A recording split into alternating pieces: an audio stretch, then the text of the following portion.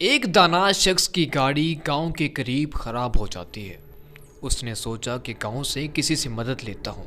وہ جیسے ہی گاؤں میں داخل ہوتا ہے تو ایک بوڑھے شخص کو دیکھتا ہے جو کچھ مرغیوں کو دانا ڈال رہا ہوتا ہے، اور مرغیوں میں ایک باز کا بچہ بھی ہوتا ہے جو مرغیوں کی طرح دانا چگ رہا ہوتا ہے۔ دانا شخص بہت حیران ہوتا ہے اور وہ اپنی پریشانی کو بھول کر اس بوڑھے شخص سے کہنے لگتا ہے کہ یہ کیسے خلاف قدرت ممکن ہوا کہ ایک باز زمین پر مرغیوں کے ساتھ دانا چگ رہا ہے۔ اس بوڑھے شخص نے جواب دیا کہ دراصل یہ باز کا بچہ صرف ایک دن کا تھا جب یہ پہاڑ پر مجھے گرا ہوا ملا۔ میں نے اس کی مرہم پٹی کی کیونکہ یہ زخمی تھا۔ اس کے بعد اس باز کے بچے کو میں نے ان مرغیوں کے بچوں کے ساتھ رکھ دیا۔ جب اس نے پہلی مرتبہ آنکھ کھولی تو اس نے خود کو مرغیوں کے درمیان پایا۔ یہ خود کو مرغی کا چوزا سمجھنے لگا ہے۔ اس دانا شخص نے بوڑھے سے درخواست کی کہ یا باز کا بچہ مجھے تحفے کے طور پہ دے دیں یا پھر اس کی قیمت لے لیں، میں اس پر تحقیق کرنا چاہتا ہوں۔ اس گاؤں والے نے باز کا بچہ اس شخص کو تحفے کے طور پہ دے دیا۔ وہ دانا شخص اپنی گاڑی ٹھیک کروا کر اپنے گھر آ گیا۔ وہ روزانہ بار بار بچے کو چھت سے نیچے پھینک دیتا، مگر باز کا بچہ مرغی کی طرح اپنے پروں کو سکیڑ کر گردن میں چھپا لیتا۔ وہ روزانہ بلا ناغہ باز کے بچے کو اپنے سامنے ٹیبل پر بٹھا کر اسے بتاتا کہ تم مرغی کے نہیں بلکہ باز کے بیٹے ہو، اپنی پہچان کرو۔ اس طرح اس نے اردو، پنجابی، سندھی، پشتو، سرائکی ہر زبان میں باز کے بچے کو کہا کہ تم مرغی کے نہیں باز کے بچے ہو، اپنے آپ کی پہچان کرو۔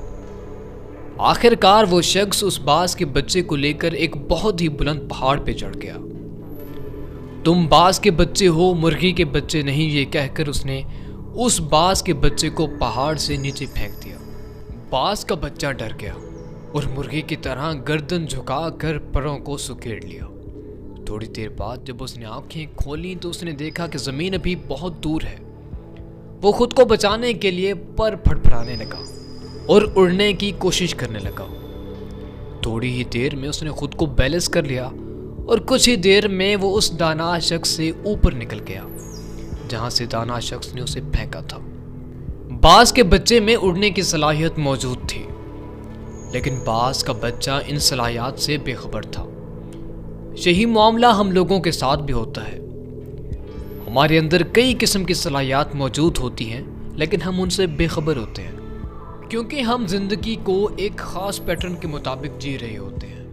یہ ایک سرکل ہوتا ہے جس سے ہم باہر نہیں نکل پاتے، بس ایک مدار میں چکر لگاتے رہتے ہیں۔ اپنی پہچان کیوں ضروری ہے؟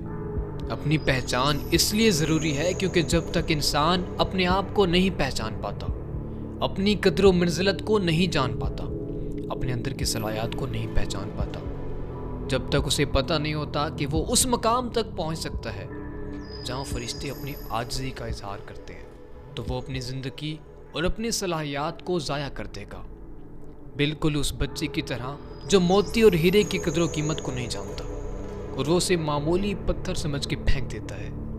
قائد اعظم محمد علی جناح کو 40 سال تک کوئی نہیں جانتا تھا، لیکن آج کوئی شخص ایسا نہیں ملے گا جو قائد اعظم کو نہ جانتا ہو۔ امام مالک کہتے ہیں کہ انسان کی 2 مرتبہ پیدائش ہوتی ہے، ایک مرتبہ جب وہ دنیا میں آتا ہے اور دوسری مرتبہ تب جب وہ یہ جان لیتا ہے کہ وہ دنیا میں کس مقصد سے آیا ہے۔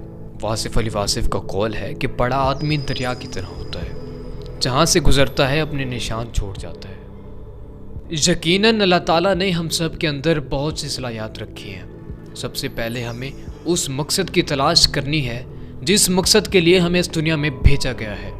اس کے بعد دیکھنا یہ ہے کہ ہم اسی مقصد پہ گامزن ہیں جس کے لیے بھیجے گئے تھے۔